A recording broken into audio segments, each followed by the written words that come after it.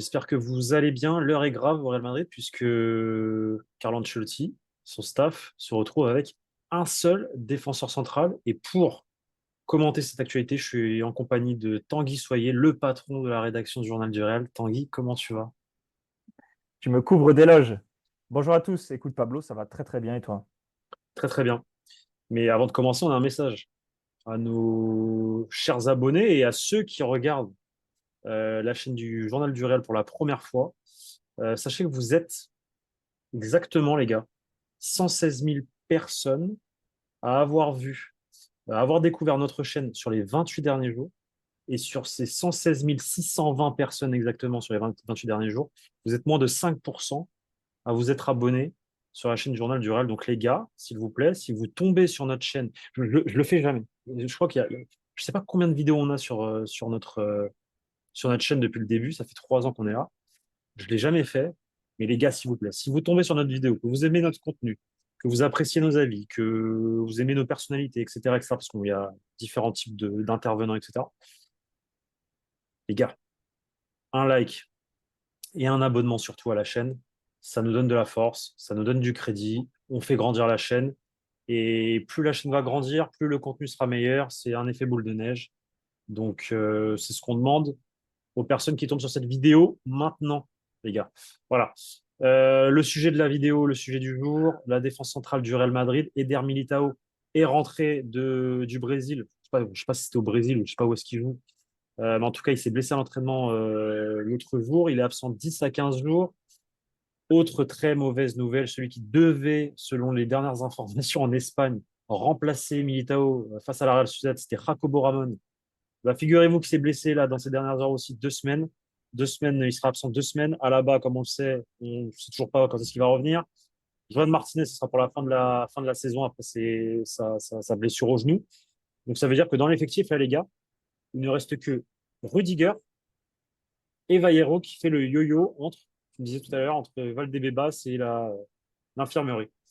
Euh, Alerte générale, j'ai envie de te dire. Là, je tire la sonnette d'alarme, là. Non, mais c'est assez fou. On a l'impression qu'il y a une véritable malédiction qui frappe le Real Madrid en ce début de saison. Tu l'as dit, blessure de Militao. On l'a appris hier euh, par l'intermédiaire d'un communiqué de la fédération brésilienne. Celui qui devait le remplacer, en tout cas dans l'esprit de Carlo Ancelotti, le jeune canterano de 19 ans, Jacobo Ramon, a également subi un pépin physique.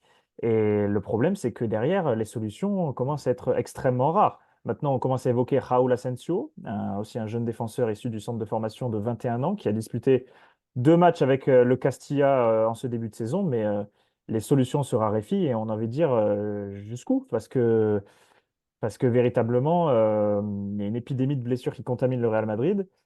Et peut-être que dans les médias, dans les prochaines heures, des critiques vont se faire jour à l'encontre de la gestion physique des joueurs à l'entraînement. Et donc, directement, ces critiques vont viser Antonio Pintus. Alors, moi, je ne sais pas contre qui il faut s'insurger, mais en tous les cas, c'est extrêmement inquiétant.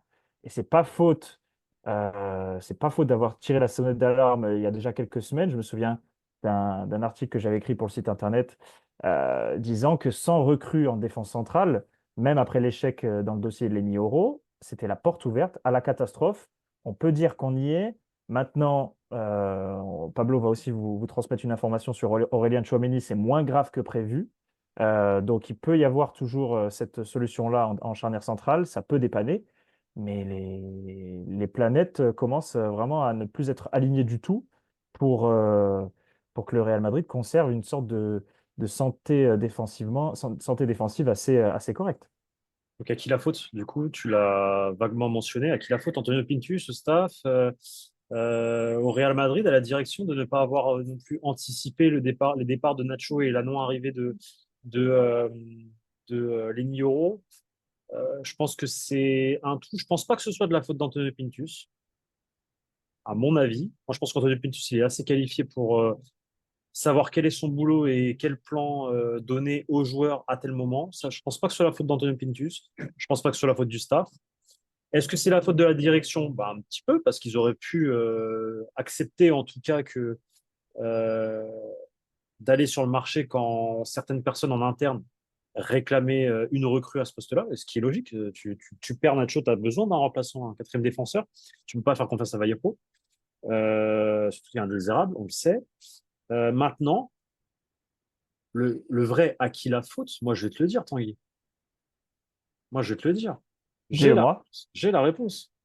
La FIFA et l'UEFA qui nous en... En fait, il y a trop de foot. Il y a du foot tout le temps. Les joueurs ne C'est s'arrêtent l'overdose. pas. Les joueurs ne s'arrêtent pas. Là, on a commencé la saison le 14 août. Si le Real Madrid va au bout, on va la finir le 14 juillet de l'année prochaine, je crois. Ou le 15, ou la finale de la Coupe du Monde. Il n'y a plus de temps de repos pour les joueurs dans la saison, mis à part à Noël. Et encore à Noël, il faut qu'on regarde le calendrier, mais je suis certain qu'il y aura des matchs. Avec la Coupe intercontinentale, la Liga, la Coupe du Roi qui va reprendre direct, etc., etc. La Super Coupe en Arabie Saoudite avec 2 matchs. Et là, l'UEFA veut nous faire une Super Coupe de Super Coupe d'Europe. Une big Super Coupe d'Europe avec quatre clubs, je sais pas quoi. On marche sur la tête. Tout pour le bénéfice, pour le business, pour l'argent. Il est là le vrai problème, c'est qu'il y a trop de matchs de football. À quoi sert la Ligue des Nations, les gars, s'il vous plaît? Dites-moi, je vous en supplie, ceux qui connaissent le football, ceux qui regardent le football depuis très longtemps, à quoi sert la Ligue des Nations? La Ligue des Nations a été créée à un moment donné, effectivement, pour effacer ces fameux matchs amicaux qui, certains considéraient dans les plus hautes instances que ça servait à rien. Et quand tu prends du recul, c'est-à-dire que tu remets une compétition dans les jambes aux joueurs, à disputer, à jouer, un trophée, donc tu es obligé d'avoir à chaque fois les meilleurs, donc tu les fatigues encore plus, les mecs, ils s'arrêtent jamais. Les Est-ce mecs, que ils c'est pas s'arrêtent un faux jamais. débat, ça, ces trêves internationales, puisqu'elles existaient avant? Il y avait toujours la trêve en Je- je- septembre, en octobre, en novembre, sauf que c'était des matchs amicaux. mais quelle est la beauté des matchs amicaux au final, mon cher temps? De pouvoir faire tourner autant qu'on voulait. Exactement. De pouvoir, si tu en avais envie, si tu avais deux matchs amicaux en septembre, tu étais la France, tu as 2 matchs amicaux, tu as un club, le Real Madrid, qui te dit, bah écoutez, pour cette trêve internationale, vu que c'est des matchs amicaux, s'il vous plaît, on ne vous envoie pas Mbappé, on ne vous envoie pas Ferland Mendy, on ne vous envoie pas Tchouaméni. Il y a beaucoup de matchs. On a 72 matchs à disputer cette saison. Ça leur fait du bien 2 semaines de repos. Et la France dit oui parce que c'est des matchs amicaux. Et du coup, la France, qu'est-ce qui est bénéfique pour la France? C'est pouvoir tester d'autres joueurs, des jeunes qui sont en Ligue 1, de leur donner une chance. Là, tu peux en tant que sélection, toi-même, tu ne t'arrêtes jamais. Tu joues toujours quelque chose, un trophée. Donc, il y a toujours un intérêt à ramener les meilleurs. Et pour les joueurs, c'est un cercle vicieux. Ils ne s'arrêtent jamais. Donc, les mecs, ils sont fatigués. Donc, moi, je te le dis, la faute, à qui la faute quand je vois la quantité des blessures, l'épidémie de blessures au Real, à la FIFA et à l'UEFA, à ceux qui font le calendrier de football. C'est tout. Et moi, Et d'ailleurs, Marca, c'est quelque chose que je répète depuis longtemps, ça. oui, bah, je pense que tous les fans de football te rejoindront là-dessus, parce que ça compromet la santé des joueurs, et puis même le simple fan de football risque l'overdose, puisqu'il y a tout le temps, tout le temps, tout le temps plus de matchs, au détriment évidemment des performances et de la santé des joueurs. Mais Marca évoque, je crois, sur son site internet aujourd'hui une grande colère à l'intérieur du Real Madrid au sein voilà, de l'état-major à Valdebebas concernant Eder Militao, puisqu'il s'est blessé à l'entraînement avec la sélection brésilienne. Déjà, il y a le voyage en avion Voilà. jusqu'en Amérique latine. Voilà. Donc ça pèse dans les jambes. Ensuite, il y a les entraînements, puis les matchs. Il n'a même pas eu le temps de faire les matchs, qui s'est déjà de nouveau blessé. On sait que Militao, il sort d'une saison dernière extrêmement compliquée, où il a récupéré d'une rupture des ligaments croisés. Donc évidemment, ça ne réjouit pas Valdebebas, d'autant que justement, en fait, Militao, là, il va cravacher pour revenir à son meilleur niveau d'ici 2 semaines maintenant.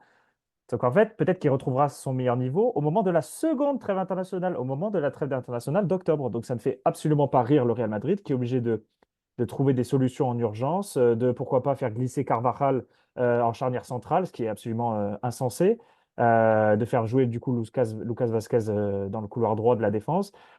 Ça devient ingérable, et moi j'ai envie d'ouvrir un débat. Est-ce que le Real Madrid ne va pas essayer d'opter pour la solution d'urgence, à savoir de recruter une sorte de joker médical comme ça se fait en rugby? C'est Mais autorisant. je ne crois pas que ce soit autorisé. Il faudrait vérifier, mais je crois. Alors, en Ligue 1, c'est autorisé, mais en Liga, ce n'est pas autorisé. Ah, peut-être, ok. En Liga, ce n'est pas autorisé. Il faudrait vérifier, hein. Peut-être que les règles ont changé depuis que je joue à Football Manager. mais en Liga, ce n'est pas autorisé. Je sais qu'en Liga, c'est autorisé, ça, le Joker. Un Joker sur une saison, tu as le droit d'acheter un joueur si tu en as besoin. Mais non, mais le Real Madrid enfin, le Carlo Ancelotti va devoir trouver ses solutions en interne, que ce soit avec les jeunes. Bon, heureusement, les blessures de Jacobo Ramon, de Militao, c'est du 2 semaines. Mais non, mais la santé des joueurs, là, je suis désolé, la santé des joueurs, parce que des blessures comme ça de 10-15 jours, on va en avoir plusieurs cette saison, c'est clair et net, et pas qu'en défense centrale. Avec la quantité de matchs qu'il y a, c'est ça le problème, c'est qu'il y a trop de matchs. Donc les joueurs, ils ont pas les jambes, enfin, c'est pas normal de jouer autant de matchs pour le corps humain.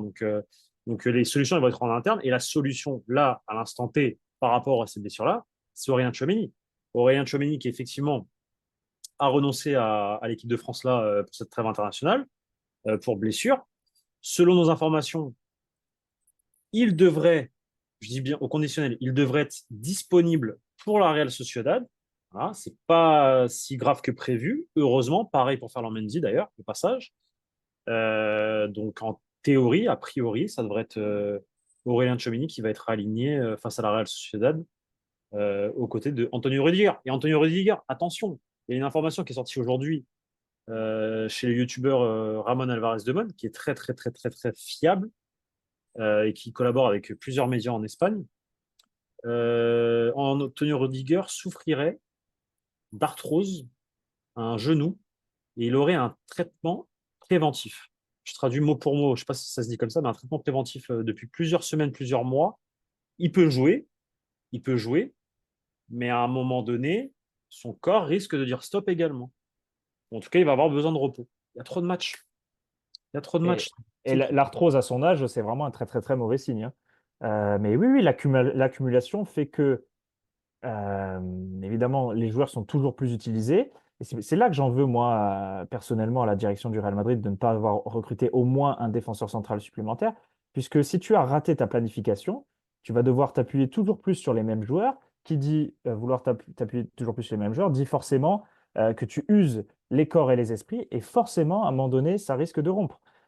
Donc, envisager une solution en interne, oui, mais être compétitif derrière, je ne sais pas. Tu vois, gros point d'interrogation, parce que Raúl Asensio, sauf erreur de ma part, il n'a jamais joué avec l'équipe première du Real Madrid, en tout cas pas en match officiel. Donc, il y a une incertitude autour de son niveau.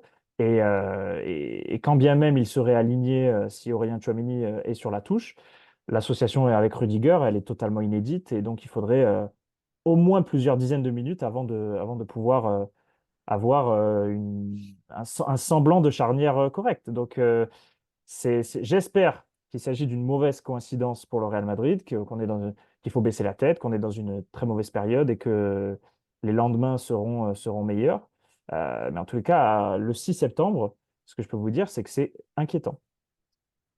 Inquiétant le 6 septembre d'avoir autant de blessés et notamment à un poste aussi clé et qui, effectivement, comme tu l'as dit, aurait pu être anticipé lors de ce mercato. Alors, ils auraient pu aller chercher un prêt ou on sait qu'à un moment donné, Laporte, une fois que les Niro avaient dit non, Laporte était dans les tuyaux. Enfin, ça aurait pu être la solution en cas 2. Bon, il n'a pas réussi à rompre son contrat avec Al Nassr parce que c'était un peu la condition aussi, qu'il arrive libre. Donc bon, maintenant le Real Madrid doit assumer, Carlo Ancelotti doit assumer. Euh, c'est la vie. Est-ce que ça va fonctionner? Est-ce que ça va pas fonctionner? Il n'y a que l'avenir qui nous le dira. L'an passé, le Real Madrid a réussi à gérer malgré tout, avec toutes les blessures qu'il y a pu avoir. Solution d'urgence, Tchouaméni dans l'axe, Kamavinga à gauche, etc., etc. À voir si cette saison ça refonctionnera. Ça risque d'être beaucoup plus compliqué au regard du nombre de matchs qui est augmenté par 20 peut-être par rapport à la saison passée. C'est ce que j'allais te dire. Carlo Ancelotti est un maître en la matière. On sait qu'il affectionne tout particulièrement ce management-là, mais jouer à Monsieur Bricolage, c'est dangereux. Et qui plus est, une seconde saison consécutive parce que la saison est beaucoup plus longue et parce que tu n'as pas forcément les mêmes joueurs sur lesquels tu peux t'appuyer. En l'occurrence, Nacho est parti, alors que c'est quand même le soldat le plus exemplaire qui soit. Ouais, c'est vrai. Il a rendu nombre de services. Et aujourd'hui, Valero, tu peux absolument pas t'appuyer sur lui puisqu'il n'est pas du tout fiable. Il est sans arrêt blessure sur blessure. Donc voilà, peut-être on attend le retour d'Alaba au mieux en octobre, on nous dit. Donc, à voir. Mais là aussi, il faudra beaucoup de temps avant qu'il retrouve sa meilleure version.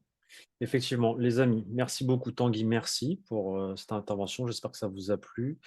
Comme je vous ai dit en début de vidéo, n'oubliez pas, si vous êtes là pour la première fois, de vous abonner à cette chaîne si le contenu vous plaît. Dites-nous en commentaire ce que vous pensez de cette situation alarmante côté Real Madrid et on vous dit à très bientôt pour de nouvelles vidéos sur la chaîne YouTube du Journal du Real. Ciao! Ciao, ciao les gars.